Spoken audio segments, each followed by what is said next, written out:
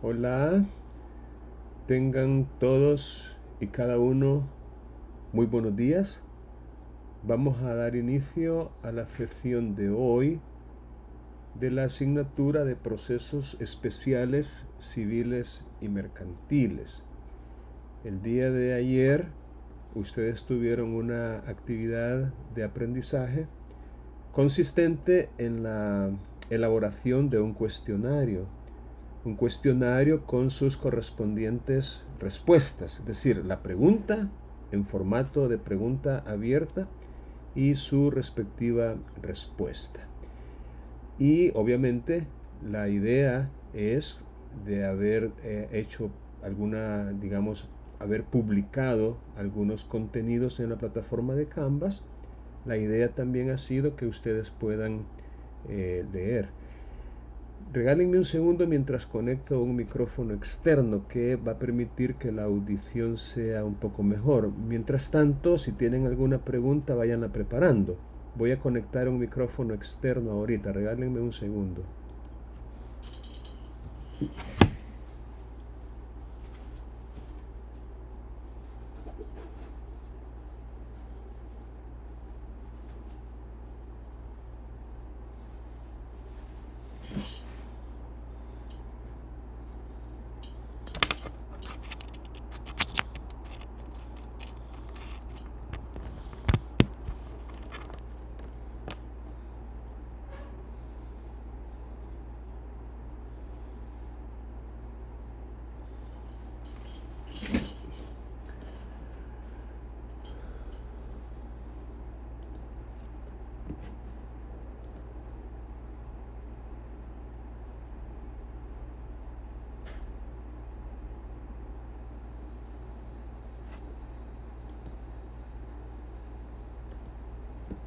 Hola.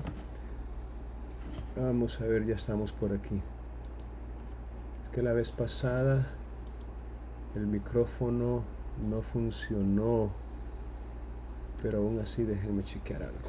Vamos a ver. Sonido input. MacBook Pro. Todavía no está funcionando. ¿Por qué?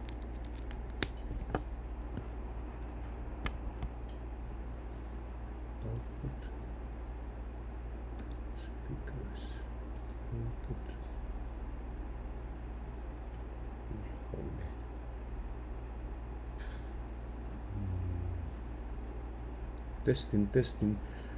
Testing. Bueno, vamos a, repito, a continuar con la actividad. Y si ustedes tienen alguna pregunta, alguna duda relacionado con los contenidos de esta semana, ahorita podrían formularla.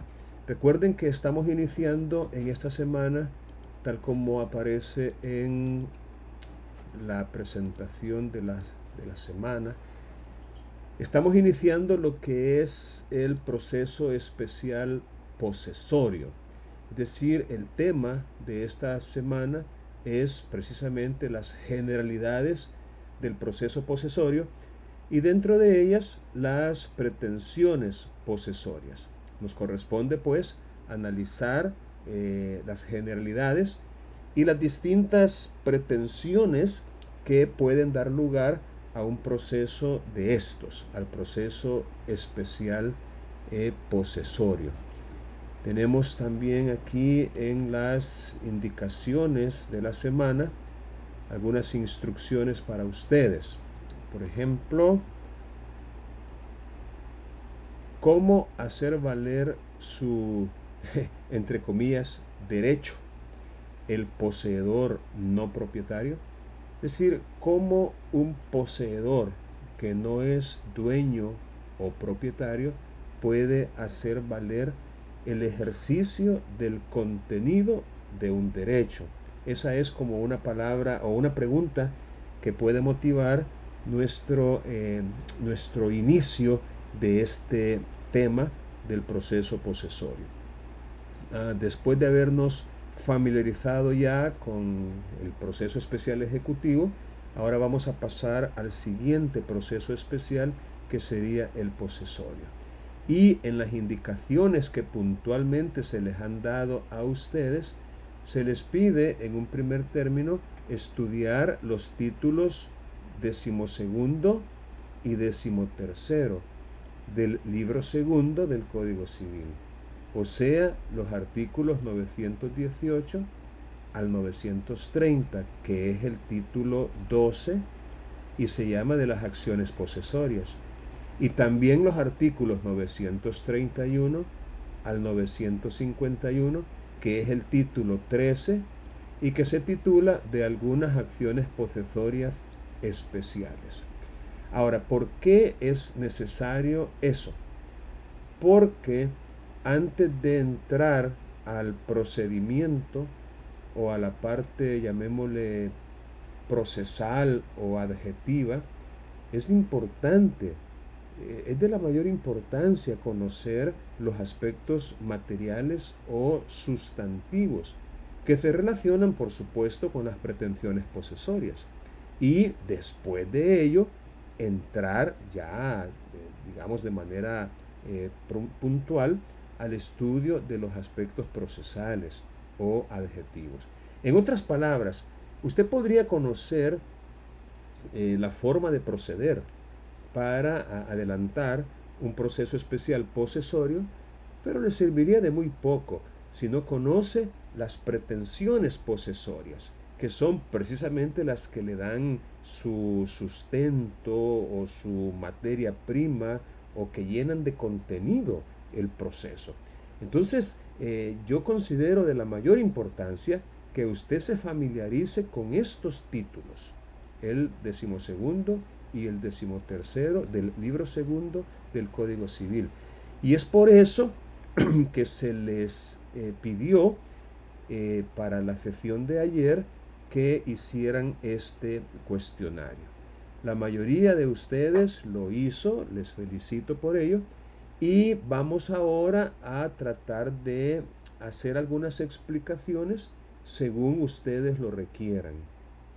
Por eso es que aquí dice incluso que se les pide llevar preparadas 2 preguntas relacionadas con las acciones posesorias, tal como se regulan en el Código Civil, y entre todos vamos a dar respuesta a esas preguntas. También se les pide, por supuesto, para tener un panorama completo de este tema, que puedan leer las lecturas complementarias, las cuales aparecen también aquí en esta parte y también en los materiales o recursos complementarios. Así que, jóvenes, ustedes tienen, digámoslo así, esa oportunidad. Aquí está, incluso se les había compartido este material, que es el mismo Código Civil, pero digamos de una manera un poco más presentable, no tanto así como un texto solo, sino que también lleva pues algunos vínculos, algunos botones, algunos acordeones, se le conoce a esta forma de presentar información, para que ustedes puedan, por qué no decirlo, tener una manera un poco más dinámica de estudiar. Así que voy a ceder el tiempo para que aquellos que tienen, digamos, alguna pregunta en mente, la puedan formular. Cualquier pregunta, repito, relacionada con esta temática y que usted, pues, tal vez le quedó alguna duda o no le quedó muy claro, formuló la pregunta con su correspondiente respuesta, pero aún así quisiera que se le diera una explicación adicional. Con mucho gusto, para eso estoy yo aquí ahorita. Lee, Dígame. no sé si me escucha. Sí, le escucho, Erika, dígame. Bueno, yo quería que me diera un ejemplo de una pretensión para iniciar un proceso posesorio, porque todavía no tengo claro algún tipo de pretensión para iniciar este tipo de proceso. ¿Cómo no? Con mucho gusto.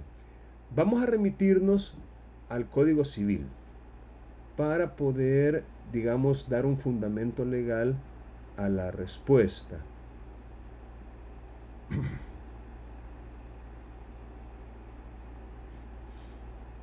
Vamos a ver, voy a poner el buscador mejor. Efectivamente, el título 12º, voy a ver si puedo hacer esto un poquito más grande. Como siempre, me gusta que ustedes puedan tener la posibilidad de ir leyendo allí. Aquí creo que estamos bien. Ok, el título 12º del libro segundo del Código Civil se titula de las acciones posesorias. Y según esto, según el primero de sus artículos, las acciones posesorias tienen por objeto conservar o recuperar la posesión de bienes raíces o de derechos reales constituidos en ellos. De este primer artículo podemos encontrar un primer ejemplo de cuándo es que vamos a intentar una acción posesoria. Y es cuando la posesión que una persona tiene sobre bienes raíces le es como molestada, le es embarazada, le es, ¿cuál es la palabra? Perjudicada, o como quien dice, se le perturbada. Es decir, de alguna manera se está pretendiendo, pero no se ha logrado todavía, se está pretendiendo solamente despojar o impedir el ejercicio de la posesión. Es decir, yo soy el poseedor de un inmueble, porque, ojo, tiene que ser bienes raíces, no bienes muebles, sino bienes raíces.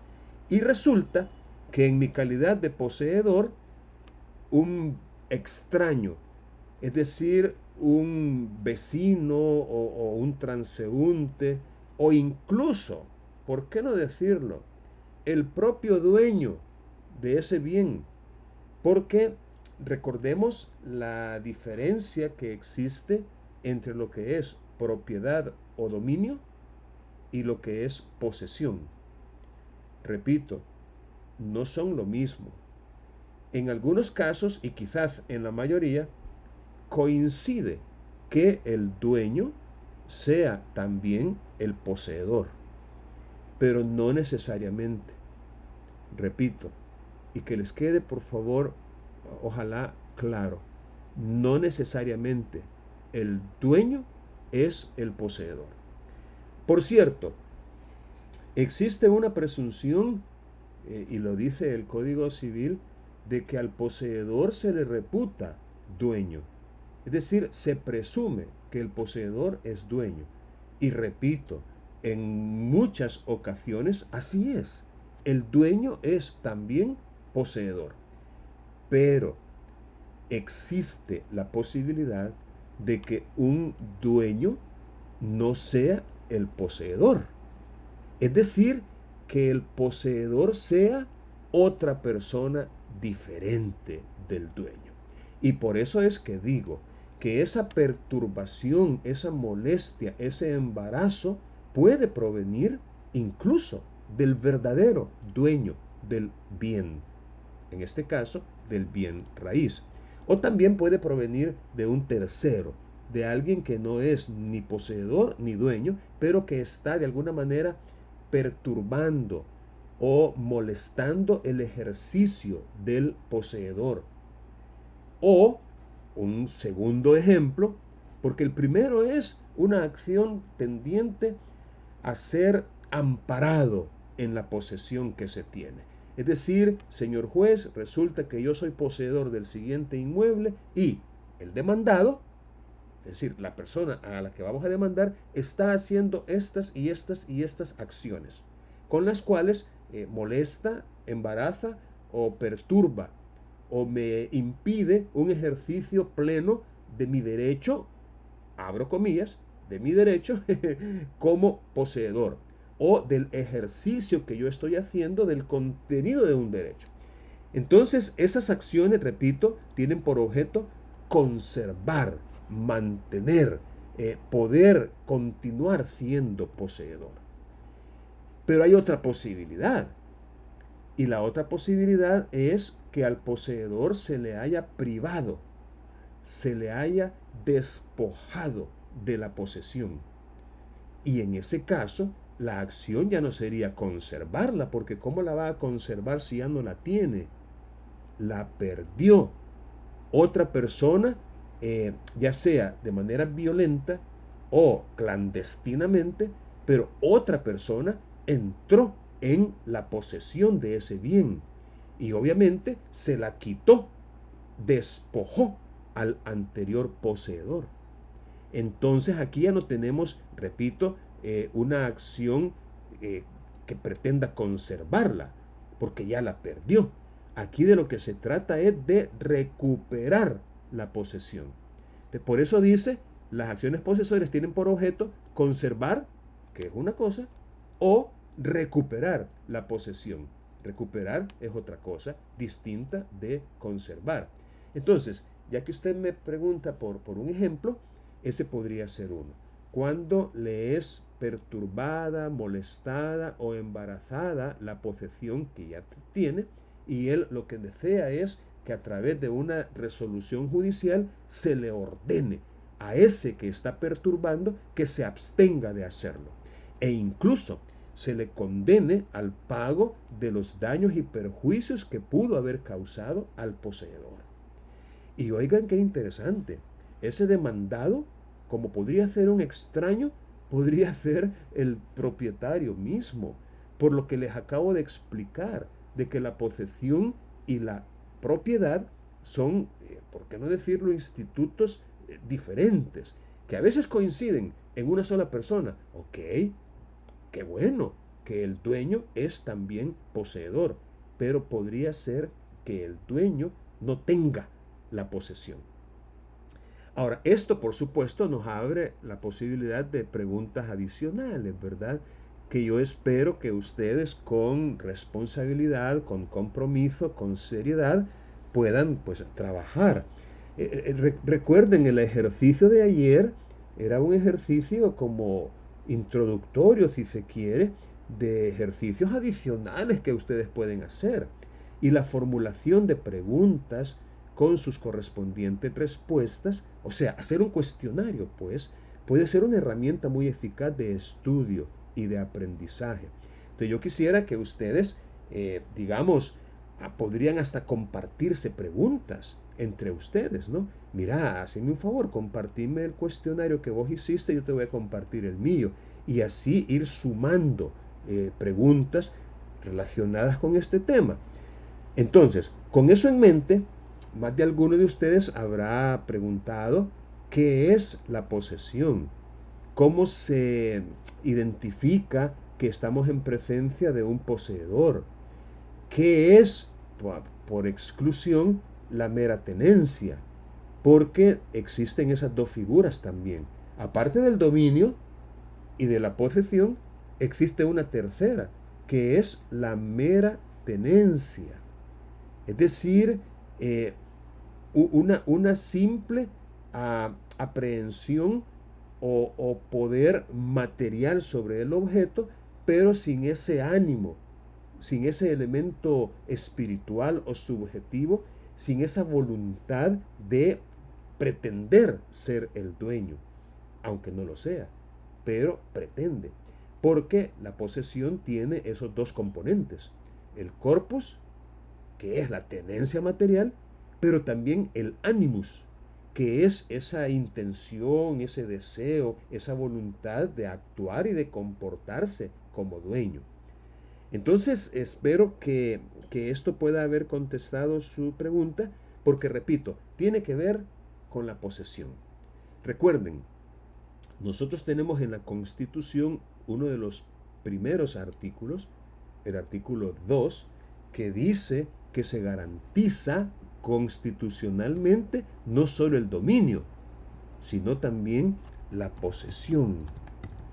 Quiero ver si encuentro la Constitución rápidamente para podérselas mostrar. Aquí está.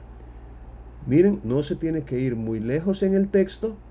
En el artículo 2 dice, toda persona tiene derecho a la vida, a la integridad física y moral, a la libertad, a la seguridad, al trabajo, a la propiedad y posesión.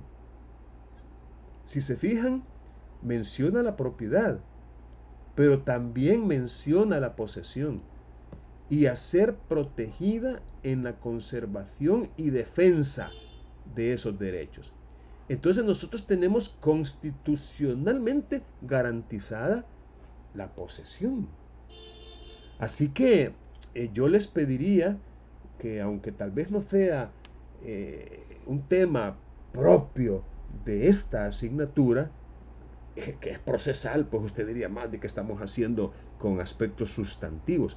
Pero yo insisto, de muy poco le puede servir conocer a usted la forma de proceder, o sea, las distintas etapas que conlleva un proceso posesorio, si desconoce el aspecto sustantivo o material. Es decir, si no conoce a qué se refieren las acciones posesorias, en qué consisten, cuáles son las pretensiones posesorias, o lo que es peor, qué es la posesión. Entonces usted tiene que tener muy claros esos conceptos para, digámoslo así, ya a la hora de que tenga que, ya sea entablar o defenderse en un proceso posesorio, sepa cómo hacerlo. Bien, lógicamente, aquí el código le va como aclarando en qué casos las acciones posesorias no podrían proceder e incluso le da un plazo de prescripción. Es decir, las acciones que tienen por objeto conservar, recuerdan, conservar es una cosa y recuperar es otra. Las que tienen por objeto conservar la posesión prescriben al cabo de 1 año desde el acto de molestia o embarazo inferido a ella. Es decir, el acto de molestia o de embarazo es el que nos da la pauta para comenzar a contar este año. Y si se deja pasar el año sin intentar judicialmente la acción posesoria, entonces esta prescribe. Es decir, miren, recuerden que la prescripción tiene que ser alegada. Eso es algo muy importante, muy importante. Tiene que ser alegada. Los jueces no la pueden declarar de oficio, la prescripción. Distinto es el caso de otra figura muy parecida a la prescripción que se llama caducidad. Cuando un derecho o una acción o el ejercicio de un derecho caduca, allí opera de pleno derecho, por ministerio de ley. Es decir, si caduca, porque caduca. Ahí no se puede intentar después de haber caducado. Pero el caso de la prescripción es diferente, porque la prescripción no opera de pleno derecho, tiene que ser declarada por el juez, y el juez no la puede declarar de oficio. Aunque el juez sepa, porque en la demanda misma se ha dicho, que el acto de molestia o de embarazo fue 1 año y medio atrás, resulta, señor juez, que hace 1 año y medio vino y me está pues provocando perturbación, molestia o embarazo de esta y de esta manera. Entonces cuando el juez lo lee dice, caramba, este asunto, según el artículo 921, ya prescribió, pero el juez está amarrado. El juez no puede de oficio declarar la prescripción, aunque la pueda notar de una simple lectura de la demanda, al comparar lo que se dice en la demanda en cuanto a cuándo sucedieron los hechos con la fecha en que la demanda fue presentada. El juez no podría. ¿Para qué nos sirve a nosotros este conocimiento? Bueno, primero, para explicarle a las personas que nos consulten, porque usted le tiene que preguntar, mire, ¿cuándo fue que ocurrió eso que me está contando? Ah, no, pues fue ayer. Bueno, fue ayer, ok, entrémosle. Fue la semana pasada, oh, perfecto, qué bueno. Mire que fue hace como año y medio. Año y medio, ¿por qué ha dejado pasar tanto tiempo? No, pues es que la verdad es que no quise yo actuar en ese momento. Ok, mire, aquí corremos un riesgo. Es decir, usted le tiene que explicar a la persona que se corre el riesgo en ese caso de que el demandado, por medio de su abogado, alegue la prescripción. Y si la alega, lo más probable es que el juez se la dé. Ahora, no le estoy diciendo, y ojo, aquí viene un componente ético, no le estoy diciendo ni por un tan solo segundo que usted modifique los hechos y si ocurrieron hace año y medio, usted le ponga que fue hace 6 meses. Eso es mentira. Eso es falsear los hechos. Eso es introducir un fraude procesal. Eso a usted lo convierte en un delincuente. O sea, no le estoy diciendo ni por un tan solo momento que usted modifique la demanda, o mejor dicho, al hacer la demanda le ponga mentiras, no más para que no le vaya a prescribir. Eso sería totalmente incorrecto, totalmente antiético y no recomendable. Es decir, si ocurrió hace año y medio, entonces simplemente explíquele a su cliente, porque los abogados sí tienen clientes, los notarios son los que no tienen. Explíquele a su cliente que corre ese riesgo, pero porque él mismo le va a decir, mire, y no le puede poner ahí que fue hace 6 meses o que fue hace un mes. Entonces usted le tiene que decir, no, lo siento mucho, no puedo porque sería mentir, y si yo miento, pues después me van a llegar a traer, ¿no? Por falsedad. Entonces no hay que correr riesgos innecesarios. Entonces, este conocimiento, repito, es importante para eso. Y por supuesto, desde la óptica del demandado, para que al darnos cuenta que ya pasó un año desde el acto de molestia o embarazo, nosotros aleguemos la prescripción. Porque si no la alegamos, el juez de oficio no la va a declarar. Es necesario saber cuándo prescribe. Las que tienen por objeto recuperarla, igual, al cabo de un año completo, contado desde que el poseedor anterior la ha perdido. Como en el caso de la recuperación, lo que sucedió es que el poseedor la perdió. Es decir, fue despojado de la posesión. Entonces, aquí de lo que se trata es de recuperarla, y el plazo de prescripción es también de un año, desde que el poseedor la perdió. Y aquí le aclara pues que si la nueva posesión, es decir, el demandado, pues el que usted va a demandar, si la nueva posesión ha sido violenta o clandestina, se contará este año desde el último acto de violencia o desde que haya cesado la clandestinidad. Bien, ¿alguna otra pregunta que ustedes quisieran formular? Lázaro, dígame, le escucho. Sí, Lee, cuando usted estaba hablando de la mera tenencia y la posesión, me gustaría que usted nos explicara cuál es la diferencia y en qué consiste cada una de ellas. ¿Cómo no? Con gusto, Lázaro. Gracias por su pregunta. Vaya, mire, les decía yo que cuando una persona tiene algo bajo su poder de influencia, y no importa lo que sea, podemos comenzar con la camisa que anda puesta, su pantalón, sus cinchos, sus zapatos, el vehículo en el que se conduce, hasta el lugar donde cada noche llega y ahí tiene sus muebles y ahí tiene su cama y ahí permanece. Es decir, todo aquello con lo cual nos vinculamos, que son cosas, que son objetos, y con las cuales satisfacemos nuestras necesidades. De todas las cosas que nos rodean y que utilizamos para vivir o para sobrevivir, podemos decir que, digamos, de algunas somos propietarios, somos dueños, pero de otras no. Esa es como la primera gran diferencia, ¿no? Aquello de lo cual somos dueños o propietarios y aquello de lo cual no somos dueños. Ahora, pónganse ustedes mentalmente en contacto con algo de lo cual no son dueños. ¿Alguien me podría dar un ejemplo ahorita? Así como pensando, ¿no? Un televisor.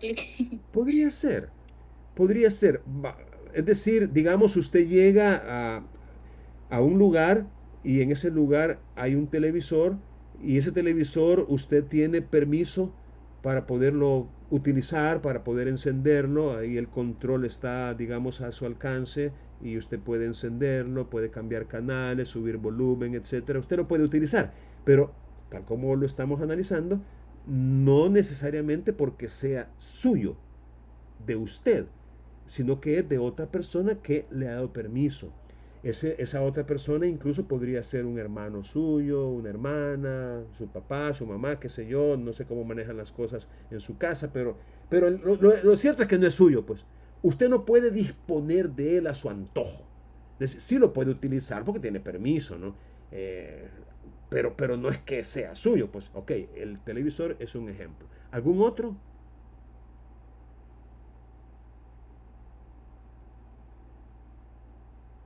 ¿Algún otro ejemplo?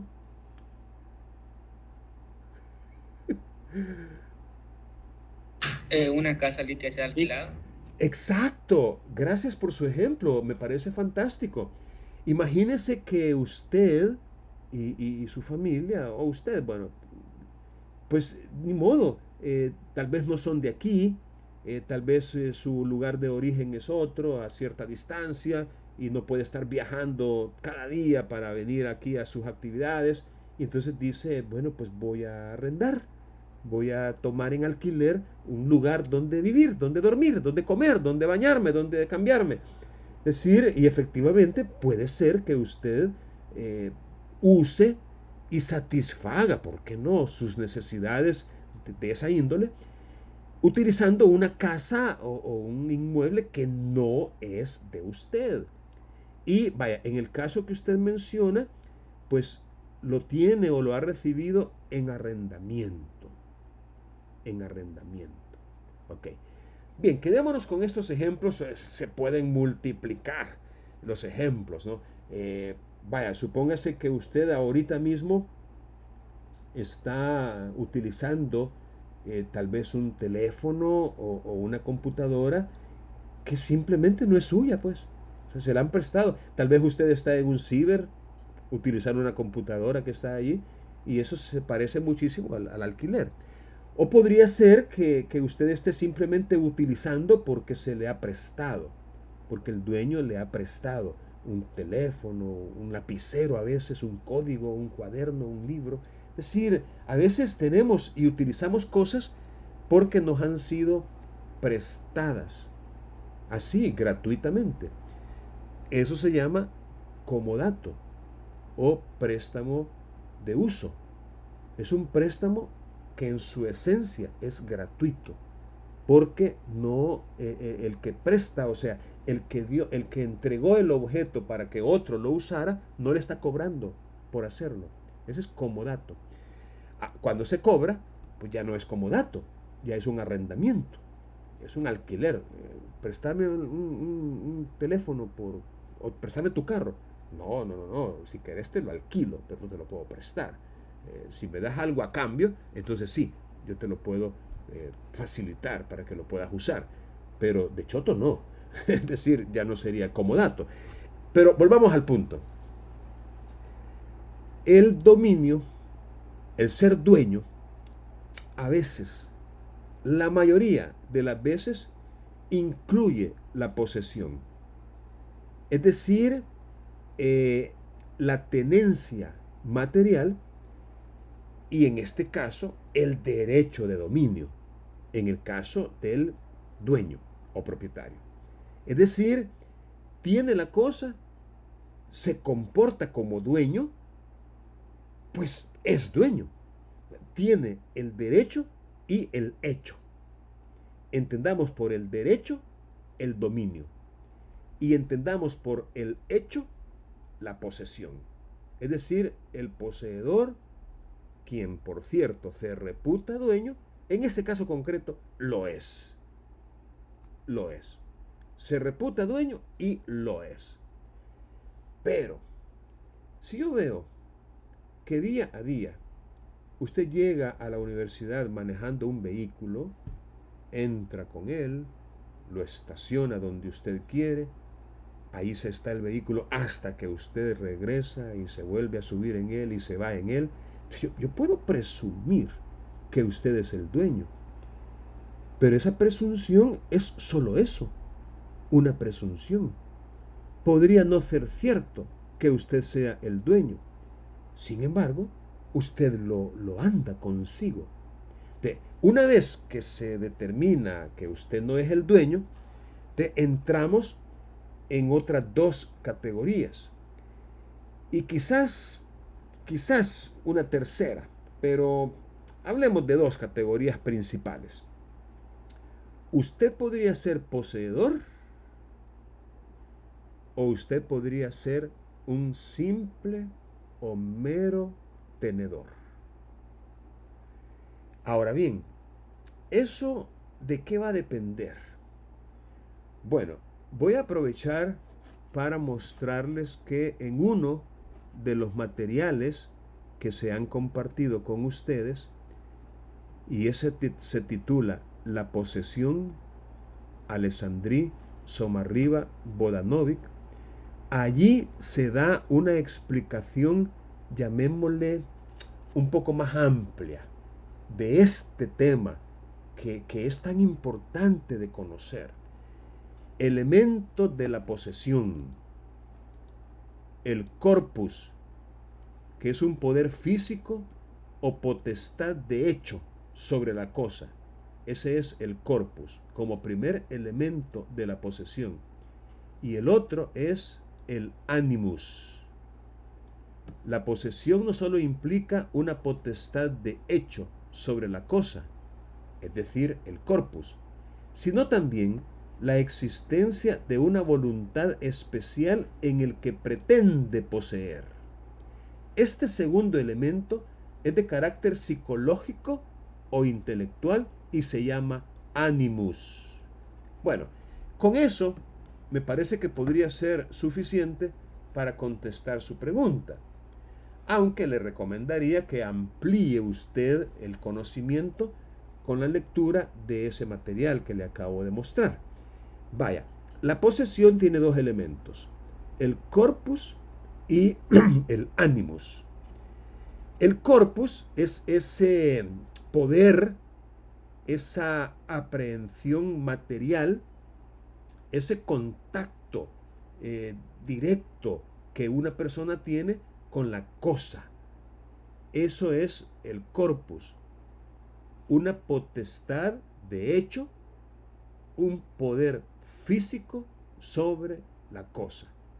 La aprehensión material, es decir, el hecho de que usted pueda controlar, digámoslo así, el objeto, que usted pueda, ¿por qué no?, hasta disponer de él. Eso es un poder físico o material y que no necesariamente se ejerce en persona, que conste. No necesariamente tiene que ser usted, sino que lo puede hacer por medio de otro, por medio de otra persona. Se puede tener ese poder de dominio, esa facultad de disposición incluso sobre la cosa. Pero el animus es ese elemento psicológico o intelectual. Es la intención, la voluntad, el deseo de obrar como propietario. Es decir, la intención o voluntad de tener la cosa para sí, no para otros. Es decir, se comporta como dueño porque tiene esa intención, esa voluntad de tener la cosa para sí y no para otro. Ahora, ¿qué vamos a entender por tenencia? Pues, a diferencia de la posesión, la tenencia es solamente el primero de los elementos que se han explicado. Es decir, la tenencia es solamente la aprehensión material, ese poder físico, esa facultad de hecho que se tiene sobre la cosa, pero sin ese ánimo, sin esa intención, sin esa voluntad de comportarse como si fuera dueño. Es decir, no se tiene para sí, sino que se tiene para otros. El que haya posesión o tenencia depende, pues, de la voluntad de la persona que tiene la cosa. Si su ánimo es poseer para ella misma, hay posesión. Pero si su voluntad es poseer para otro, hay tenencia. Así que esa sería como la respuesta a la pregunta que usted formula. Entendida la posesión como esa reunión entre corpus y animus, si solo tuviéramos el corpus, esa es la mera tenencia. Por regla general, la mera tenencia se da cuando se reconoce dominio ajeno. Es decir, cuando el que tiene la cosa reconoce que otro es el dueño y no él. Ese reconocimiento podría incluso constar en el título bajo el cual entró en esa tenencia la persona. Esos títulos, de alguna manera, implican por sí, en sí, implican el reconocimiento de dominio ajeno. Y es por eso que cuando existe un título de esos, es imposible que haya posesión. Es el ejemplo típico del arrendador, o mejor dicho, del arrendatario, del arrendatario. O sea, del arrendamiento, pues. El arrendamiento es un título de mera tenencia. Alguien que ha recibido un objeto en arrendamiento, desde el momento mismo en que lo recibe y mientras se mantiene allí, está reconociendo que el dueño es otro. Y ese es un caso, repito, de mera tenencia, que no se convierte en posesión. No es posesión, porque hay, repito, un reconocimiento del derecho de dominio en otro. Él no se comporta como dueño. Es decir, en su ánimo, en su intención, él sabe, tiene la conciencia de que no es el dueño. Claro, algunas de las cosas que hace, como vivir, limpiar, asear, a veces reparar, son también características de un dueño. Pero como el título en sí mismo implica el reconocimiento de un dominio ajeno, entonces no jamás se va a mudar en posesión la simple o mera tenencia. Entonces, consolidando la respuesta, si una persona tiene algo en su poder, pero no tiene ese ánimos, esa intención, esa voluntad de tenerlo para sí, negando la posibilidad o el hecho de que otro es el dueño, sino que considerándose dueño, aunque no lo sea, pero considerándose, ese es el ánimos. Es una intención, es algo psicológico. Considerándose dueño, entonces es poseedor. Pero si no se considera dueño, es un simple tenedor. Aquí se menciona un ejemplo que a mí me llamó mucho la atención y es el caso del, aquí le llama ladrón, el caso de aquel que hurta un objeto. Es decir, ¿será que es un poseedor? ¿Será que es un mero tenedor? ¿O podemos aquí encontrar una categoría diferente para el que ha hurtado? Porque aquí la conclusión a la que se llega es que es difícil hallar a una persona con más intención o ánimo de tener la cosa como señor y dueño que el ladrón. Es decir, ¿quién mejor ejemplifica ese ánimo o intención de tener la cosa para sí como dueño que el ladrón? O sea, ese ha despojado del dominio, si se quiere, o de la tenencia o de la posesión a otro, con la intención de convertirse en dueño. Entonces ahí tenemos pues los dos elementos, ¿no? Tenemos el corpus y tenemos el animus. Entonces, aquí, digamos, tenemos un pequeño dilema entre los autores para cómo conceptualizar el caso del ladrón. Bien, ¿alguna otra pregunta, por favor? Me interesa que ustedes formulen aquellas preguntas de las dudas que les hayan quedado.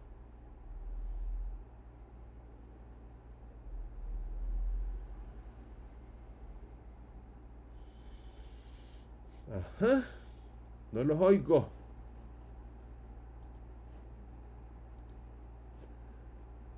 Bueno, si no tienen preguntas, pues ojalá que sea porque de alguna manera les queda claro lo que han leído y las preguntas que ustedes han formulado también han sido lo suficientemente claras.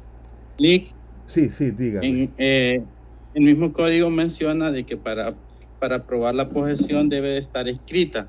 Cuando se refiere a este hecho, digamos, cuando están escritas, se refiere a tener un documento escrito, no sé, como una escritura o algo diferente, Lick. Sí. Bien. Les decía que muchas veces, quizás en una mayoría de veces, el dominio y la posesión coinciden, ¿verdad? Es decir, por ejemplo, el artículo 924. En los juicios posesorios podrán exhibirse títulos inscritos de dominio para comprobar la posesión.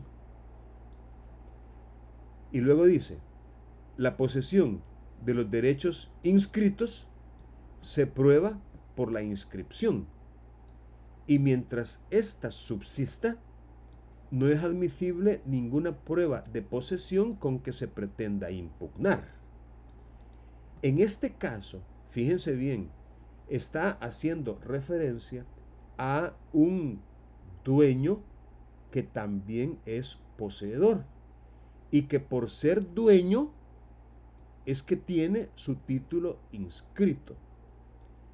En otras palabras, hay ocasiones en que sí se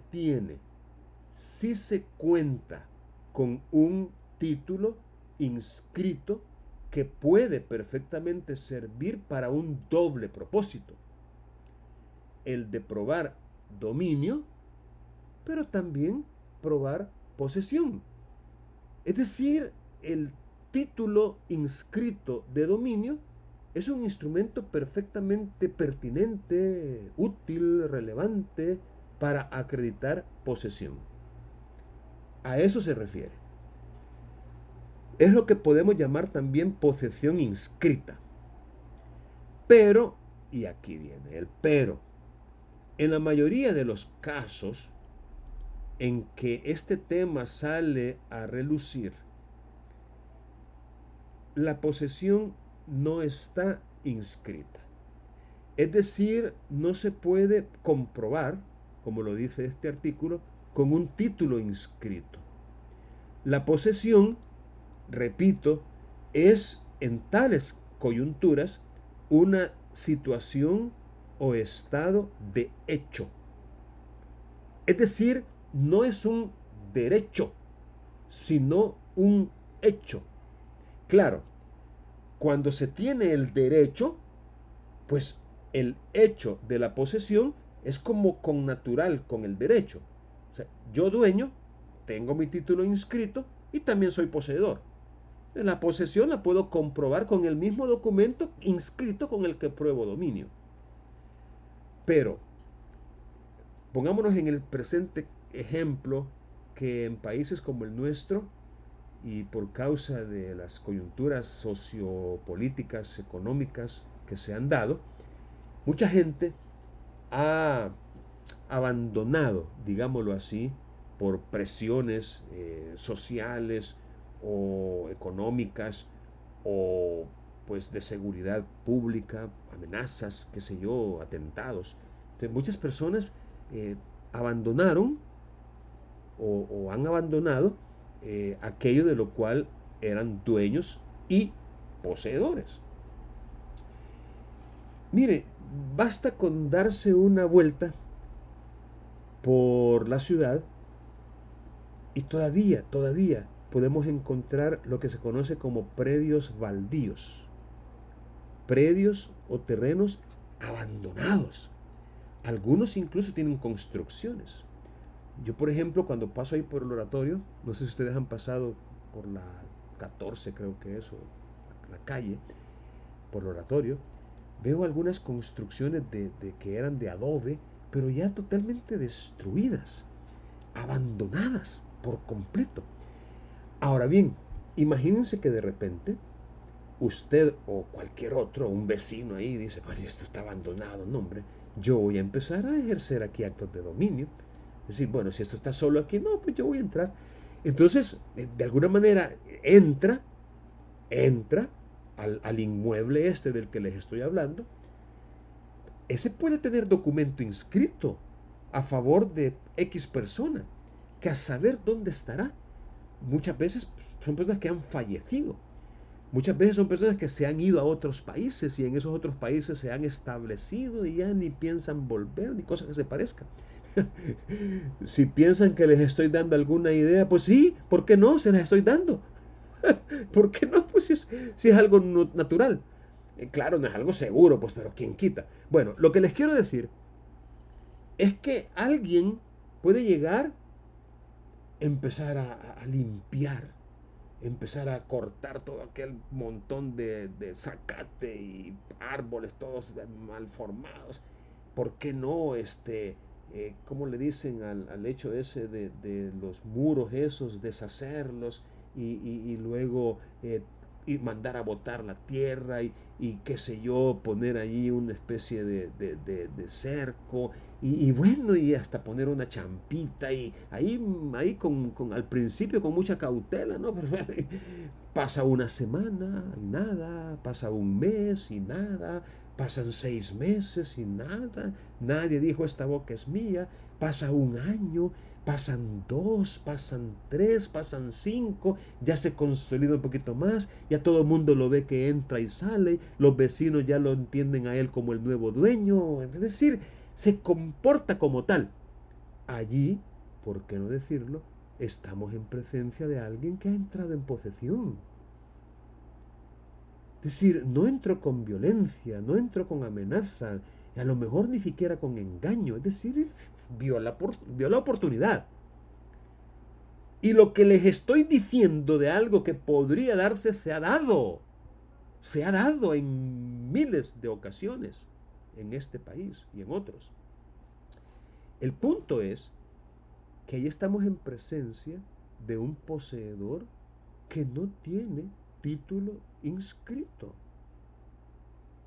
Pero eso no le quita que sea poseedor. Por lo mismo que ya les expliqué, que la posesión no es un derecho, es un hecho que puede coincidir con el dominio. Ya se los dije, totalmente de acuerdo. Pero también podría no coincidir. Por cierto, ¿saben ustedes en qué consiste la acción reivindicatoria? Llamada también acción de dominio.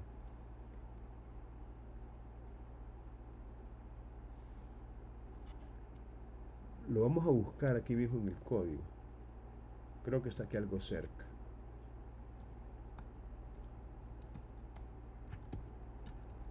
Lick, Hola. Yo sé que la acción reivindicatoria de dominio es cuando, por ejemplo, alguien se ha apropiado de una propiedad que no es de esa persona y el dueño, el dueño que está en el registro y en todos los papeles quiere recuperarla. Ok, perfecto. Efectivamente, usted tiene mucha razón. Aquí está definida en el artículo 891. Y según el texto literal de este artículo, y tal como usted muy bien lo dijo, la reivindicación o acción de dominio es la que tiene el dueño, el propietario, el amo y señor de una cosa singular, fíjense bien, de que no está en posesión. Entonces tenemos a un dueño que no está en posesión. Es dueño, pero no es poseedor. Es más, ¿contra quién se dirige la reivindicación o acción de dominio? Contra el poseedor. Es decir, la reivindicación es la que tiene el dueño que no está en posesión para que el poseedor sea condenado a restituírsela. Aquí queda clara la situación esa de la que yo les he hablado, de que como podría coincidir la posesión en el dueño, podría no coincidir. Y podríamos estar en presencia de un propietario no poseedor que demanda a un poseedor no propietario en un proceso reivindicatorio o una acción de dominio. Entonces, vemos pues que la posesión no necesariamente se va a aprobar con el título inscrito. Porque fíjense en este caso, el dueño tiene que probar que es dueño. Y la única forma de probar que se es dueño es con el título inscrito. La escritura pública debidamente inscrita donde diga que él es el dueño. Esa es la prueba que el dueño tiene que presentar. Si no prueba que es el dueño, no le prospera la reivindicación. Ahora bien, vamos entonces a asumir que ese dueño con ese título está probando posesión. No, porque no la tiene. La posesión no la tiene. La posesión la tiene otro que no es él, que no es el dueño. Entonces, la posesión jamás en un caso como este se va a aprobar con el título. Imposible. No se puede. La posesión tendría que probarse por otros medios. Y la Sala de lo Civil ha dicho que el medio idóneo, el medio pertinente, el medio, llamémosle, más apropiado para probar la posesión es la prueba testimonial, es decir, con testigos. Muchos hemos supuesto que a lo mejor se pueda probar también con un reconocimiento judicial, lo que antes se llamaba inspección, porque se ha sostenido que al hacer un reconocimiento judicial, pues el juez llega al lugar. Y al llegar al lugar, pues en el acta que él elabora, consigna quién le atendió. Y si es posible, él podría en ese lugar preguntar quién es el que habita en ese lugar y en qué calidad lo hace. Si como dueño, si como arrendatario, si como poseedor. Y hasta es posible que la persona le diga, sí, yo soy el poseedor aquí. Pero algunos pensamos que a pesar de eso, a pesar de que en el reconocimiento el juez constató con sus propios ojos y escuchó con sus propios oídos que esa persona estaba allí, eso no es prueba de posesión. Es decir, la sala tiene no solo una, sino varias sentencias en donde dice que la posesión son hechos continuados en el tiempo. Es decir, son hechos que no se materializan en un instante, no que tiene que ser, como quien dice, un desenvolvimiento temporal, es decir, a través del tiempo. Y eso solo se puede establecer con testigos. Pero bueno, allí en realidad hay tela que cortar, porque hay quienes pues han sostenido, digámoslo así, que un reconocimiento judicial sí es idóneo, y como hay, digámoslo así, la sana crítica, ¿no? Y cierto nivel de libertad probatoria, entonces se han ido por allí y le han dado tal vez algún tipo de validez. Pero yo tengo varias sentencias, pues, en donde la sala ha dicho que no. Tiene que ser con testigos. Pero bueno, digamos que ahí como que se va construyendo un poco la jurisprudencia y podría de alguna manera variar un poco ese criterio, pero yo lo siento un poco jalado que un reconocimiento sea lo bastante como para acreditar posesión. Bien, ¿alguna pregunta adicional que puedan tener?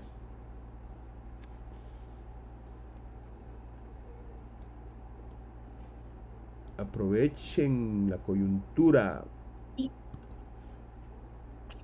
Ajá. Bueno, más o menos ya ha explicado, ¿verdad? Con respecto al tiempo o cuando prescribe lo de cuando a una persona se le despoja violentamente.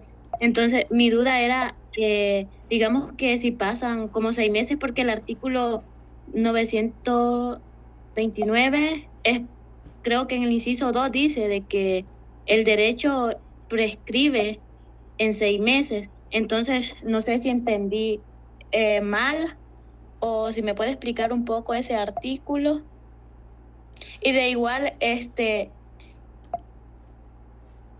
no sé si me escucha. Sí, le escuchamos perfectamente. Con respecto a el delito de ¿cómo que se llama? De usurpación.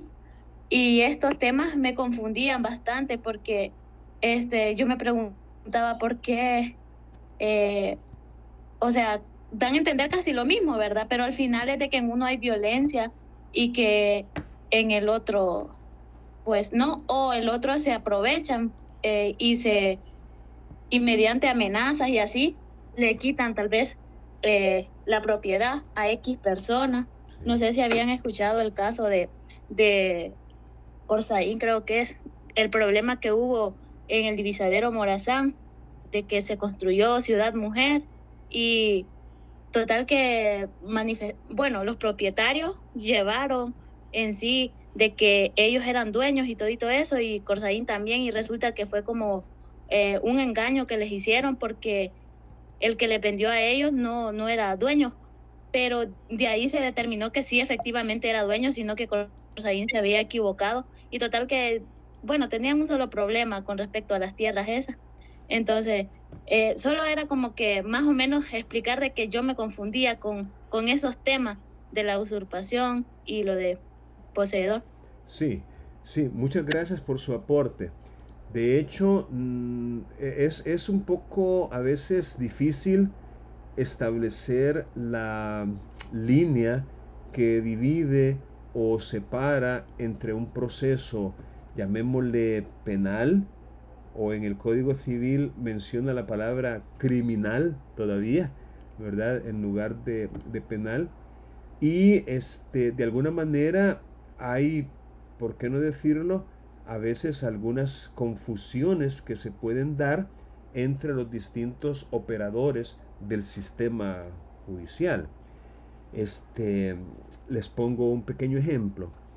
Muchas veces el incumplimiento de obligaciones puramente civiles dan lugar a procesamientos penales, argumentando que hubo estafa, cuando en realidad se está en presencia del incumplimiento de una obligación.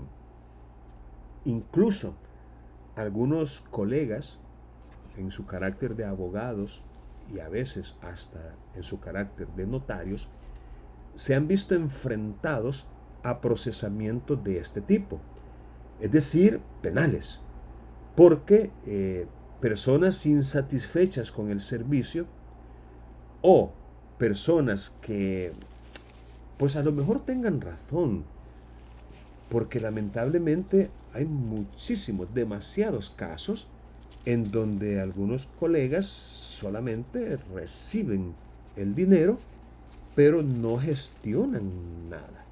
No presentan, digamos, los escritos o las solicitudes, las demandas. Y bueno, entonces la persona pues se siente muy agraviada, pero ahí surge la pregunta. Bueno, ¿y esto qué es? Es el incumplimiento de una obligación civil que nació de un contrato de prestación de servicios y que, a pesar de que una de las partes ya cumplió con su obligación, la otra todavía no lo ha hecho y por lo tanto puede ser demandada o bien para que cumpla o bien para que indemnice los daños y perjuicios, o es una estafa. Entonces, lamentablemente, muchas veces los agentes del Ministerio Público Fiscal de alguna manera no han sabido, por eso mismo, pues porque la frontera podría ser gris, no es una línea cabalita de que de aquí para acá es negro y de aquí para acá es blanco, sino que es una zona un tanto ahí, ¿verdad? Como gallo gallina.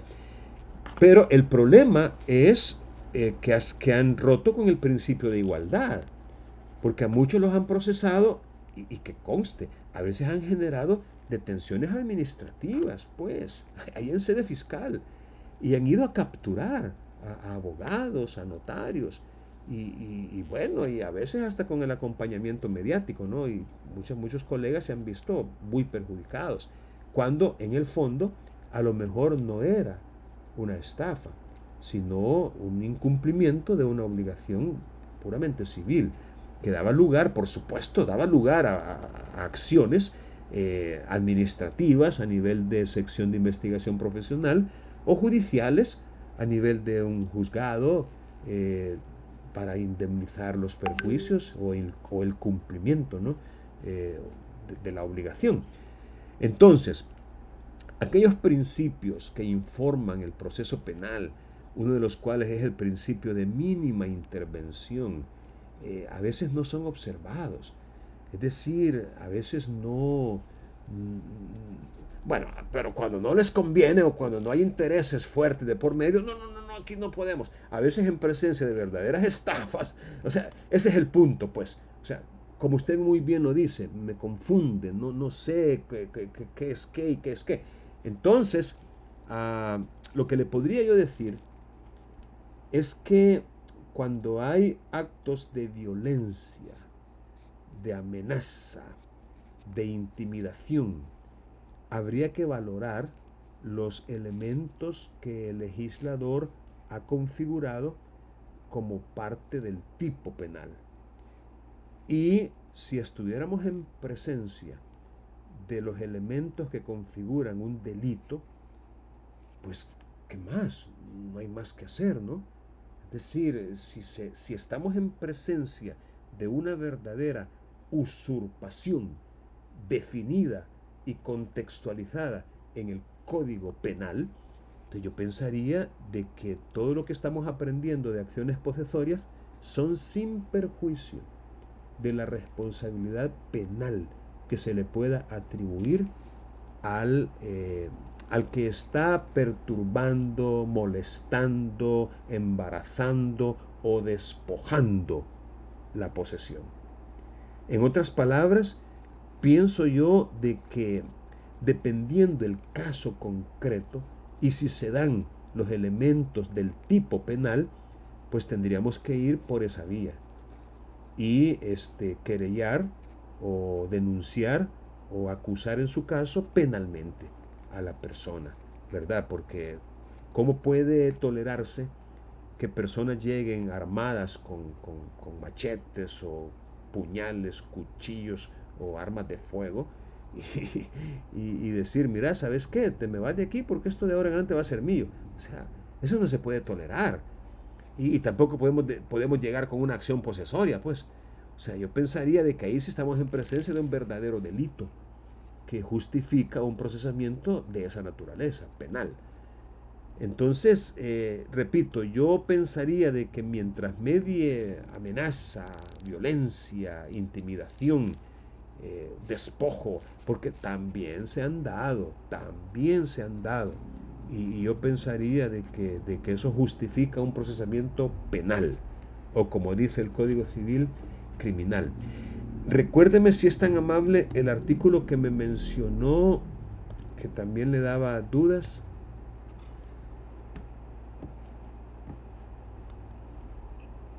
Ya le digo, Lick, el 929, Okay. inciso segundo. Ok. Vamos a ver si puedo mostrarlo. Es que se me había cerrado el... Nada, aquí déjelo. 929. Vamos a ver. Voy a ver si le puedo dar tamaño. Aquí estamos. Ok. El artículo 929 dice, todo el que violentamente ha sido despojado, violentamente, sea de la posesión, miren qué interesante, o de la mera tenencia, y que por cualquier causa no pudiere instaurar acción posesoria, tendrá, sin embargo, derecho para que se restablezcan las cosas en el estado que antes se hallaban, sin que para esto necesite probar posesión. Basta con probar el despojo violento. Este derecho prescribe en 6 meses. Vaya, se lo explico de la siguiente manera. Ya le dije a todos que en mi opinión, cuando ha habido un despojo violento, ahí debemos analizar la posibilidad de un procesamiento penal.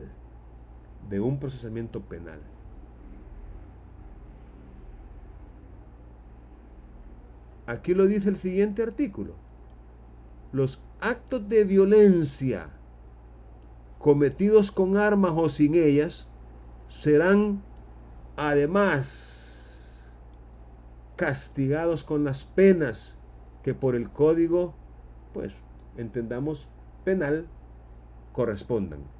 Fíjense cómo dice, además, como que le da a usted la doble opción.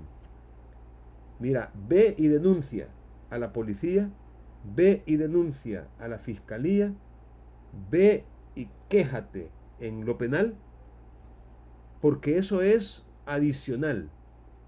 Eso no significa que usted no pueda ejercer la acción de restablecimiento, porque así es conocida esta acción. Es decir, no es acción de amparo, porque la acción de amparo recae sobre la posesión. No es acción de despojo, porque la acción de despojo igualmente recae sobre la posesión. Pero aquí estamos en presencia de alguien que no puede instaurar acción posesoria. Cuando dice aquí que no puede instaurar acción posesoria, nos está diciendo que existe una acción adicional, una acción distinta de las acciones posesorias, y es la acción de restablecimiento. Ese es el nombre, acción de restablecimiento. ¿En qué consiste? En que las cosas por orden judicial, vuelvan al estado que tenían antes de la violencia, antes del acto de violencia. Es decir, si ese acto de violencia perturbó o privó, le quitó pues la mera tenencia o la posesión, pero que no la puede entablar porque posee a nombre de otro o por cualquier otra causa, pero no puede entablar acción posesoria. Este artículo le está diciendo que en ese caso sí puede entablar una acción que no es posesoria, pero que pretende que las cosas se restablezcan al estado que tenían antes. Y la ventaja que lleva en este caso es que no tiene que probar posesión, sino solamente el despojo violento. Tampoco dice que se le va a poder objetar clandestinidad o despojo anterior. Es decir, no porque él, por su parte, hizo un despojo o una clandestinidad, no por eso va a llegar otro a hacer lo mismo. O sea, lo que le está diciendo aquí el legislador es que si alguien llegó y de manera clandestina o violenta, ¿por qué no decirlo?, despojó a otro de la posesión, eso no autoriza para que otro vaya y haga lo mismo con este. O sea, estas acciones posesorias o de restablecimiento tratan de proveer un mecanismo, llamémosle heterocompositivo. Tratan de proveer un mecanismo público, judicial, estatal. O dicho en otras palabras, tratan de impedir que se haga justicia por sus propias manos las personas. De alguna manera, estas son acciones que deberían verse como acciones expeditas, deberían verse como acciones rápidas, deberían verse como acciones de pronto y eficaz auxilio. O sea, el amparo de posesión y el restablecimiento tienen que verse como acciones de un resultado pronto, inmediato, urgente, no dilatar en el tiempo. Por eso es que los plazos de prescripción son bien cortos, porque de alguna manera se le dice al afectado, al agraviado, actúa, y actúa pronto, y a cambio te voy a resolver pronto. Pero si alguien deja pasar el tiempo, es porque ha consentido con esos actos de perturbación, embarazo, molestia, despojo, aún con violencia. Entonces, cuando dice aquí en el artículo 929 que este derecho prescribe en 6 meses, es porque se está refiriendo no a acciones posesorias, sino a la acción de restablecimiento, que de acuerdo con este artículo es la que procede cuando no se puede instaurar acción posesoria. Por eso es que yo concluyo de que esta acción de restablecimiento no es una acción posesoria, sino que es una acción diferente. Aparece, por supuesto, en el mismo articulado, pero tiene obviamente diferencias. La primera, no hay que probar posesión. En las acciones posesorias, sí. Si usted no puede probar posesión, no le va a prosperar la acción posesoria. En esta acción de restablecimiento no tiene por qué probar posesión, ya que el mismo artículo le dice que lo que necesita es probar el despojo violento solamente. Y obviamente otra diferencia está en el plazo de prescripción. Las acciones posesorias prescriben en 1 año. La acción de restablecimiento prescribe en 6 meses. Bien, ¿alguna otra preguntita que tengan por ahí? Miren, yo quisiera que de alguna manera quedara claro para ustedes que el aprendizaje tiene que ser autónomo, ¿verdad? Que en el caso particular mío, no he optado yo por pretender enseñarles. No, para nada. En el caso particular mío, yo he optado porque ustedes aprendan. Y para eso están los materiales. Para eso están las actividades de aprendizaje. Entonces ya la escuela tradicional o clásica, en donde el profesor llega y les empieza a enseñar, confiando en que ustedes van a recibir estos depósitos de conocimiento. No, eso lo vamos a ir dejando ya de lado. Aquí usted tiene que aprender. Ahora, yo me pongo a su disposición para acompañarle en ese proceso de aprendizaje. Y la manera que se me ocurre es pues darle oportunidades para que usted vaya, estudie, que están estos materiales, que están estos contenidos, haga esto, haga aquello otro y tráigame las preguntas que usted tenga. Cuando usted, a pesar de que se le da ocasión para hacer una pregunta, pues no la hace, pues yo entendería o bien que ya comprendió o que de alguna manera pues no renuncia pues al derecho de preguntar. Ahí es usted el que, digamos, se lo pierde. Ok, ¿alguna preguntita por ahí? Bueno, miren, aquí tenemos a partir del artículo 931 lo que el código denomina acciones posesorias especiales. Entonces les voy a pedir que por favor traten ustedes de identificar estas acciones posesorias especiales. Identificarlas en el sentido de tratar de descubrir si tienen algún nombre con el cual se les pueda designar. Por ejemplo, el poseedor tiene derecho para pedir que se prohíba toda obra nueva que se trate de construir sobre el suelo de que está en posesión.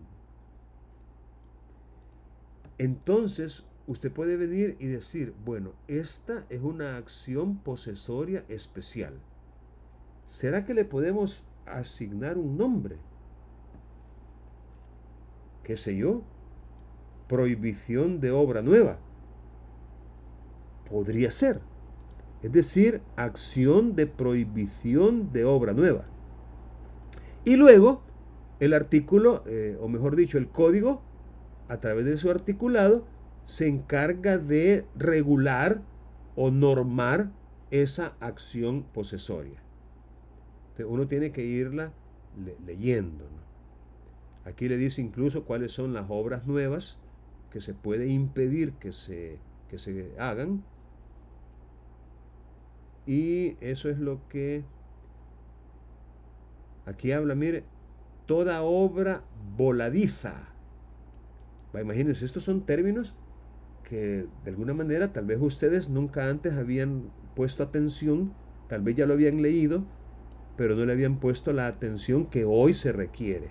Es decir, estamos dentro del mismo prohibición de obra.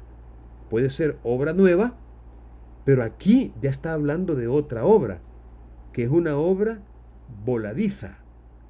Aquí no importa si es nueva o no. Es una obra voladiza.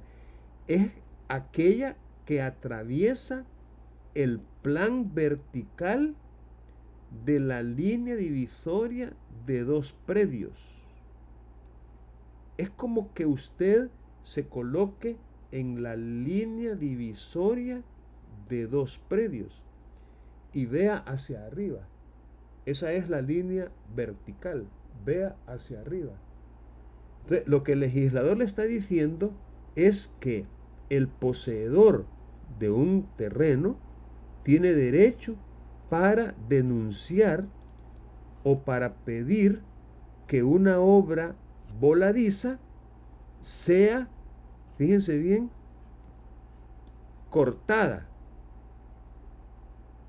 Es decir, cortada, dice aquí. O sea, no dice destruida, porque a lo mejor esa obra puede quedarse pues hasta donde llega el límite del terreno donde se ha hecho esa obra. Pero lo que sobrepasa el espacio aéreo, así en línea vertical, viendo hacia arriba, lo que sobrepasa el poseedor del terreno ha invadido en el aire, pues invadido, tiene derecho para que se pueda hacer cortar la parte de la obra que atraviese el plano vertical del lindero. En otras palabras, el que hizo esa obra voladiza tenía que haber solicitado consentimiento escrito del vecino para que se pudiera sobrepasar, es decir, extender más allá del límite vertical. Y así, usted puede ir leyendo, tratando de comprender el contexto dentro del cual se da esa acción, tratando de ponerle un nombre. Mire aquí, por ejemplo, el que tema que la ruina de un edificio vecino le pare perjuicio, le pare. No sé si en todos los códigos estará así, pero en este así me parece esa palabra. Le pare perjuicio. Aquí tenemos que entenderlo en el contexto.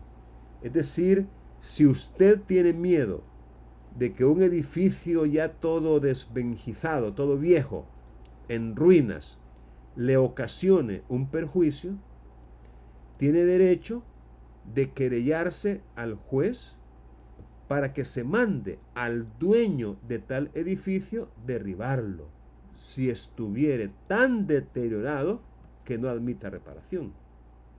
O para que, si la admite, se le ordene hacerla inmediatamente.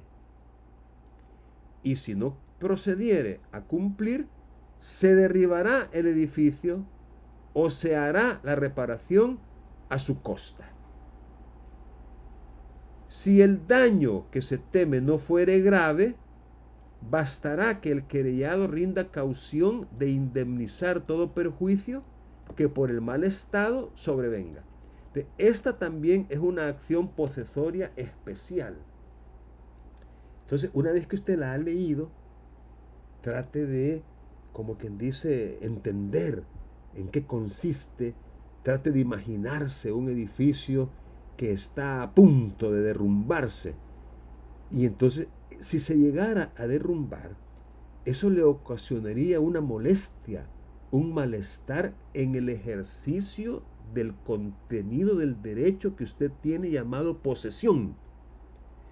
Y que conste, esto lo puede hacer también el dueño poseedor. Recuerden, el dueño puede ser poseedor también. O lo puede hacer alguien que es poseedor solamente, aunque no sea dueño, porque es una acción posesoria. Entonces, imagínense, repito, ese edificio ya a punto de desplomarse. Como una manera de prever, como una forma precautoria, como una forma de evitar ese daño futuro, es que se concede esta acción. Y es una acción posesoria. Es decir, no es que haya ya un despojo o un embarazo o una molestia o una perturbación de la posesión, sino que es como previendo o queriéndola prevenir o impedir. Es una acción posesoria especial. Y aquí también le regula esa misma acción. Incluso, ¿qué pasaría si el edificio se cae? Aquí hay otra, ¿ves?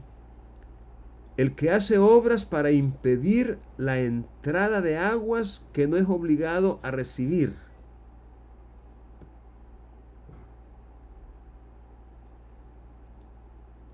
Aquí dice, si corriendo el agua por una heredad se estancare o torciere su curso, embarazada por el cieno, entendamos por cieno el lodo, el barro, piedras, palos u otras materias que acarrea y deposita, los dueños de las heredades en que esta alteración del curso cause perjuicios tendrán derecho para obligar al dueño de la heredad en que ha sobrevenido el embarazo a removerlo o les permita a ellos hacerlo, de manera que se restituyan las cosas al estado anterior. Es decir, aquí le va regulando, y aunque menciona a dueños, repito, no los limita a ellos. Son acciones posesorias que perfectamente pueden ser ejercidas también no por el dueño solamente, sino también por el poseedor. Bueno, vamos a quedarnos en esta parte, a menos que tengan alguna pregunta adicional, pero si no, vamos a pasar de inmediato la asistencia. Así que, ¿alguna pregunta, jóvenes? Bueno. Sería que no. Ok, gracias. Bien, voy entonces a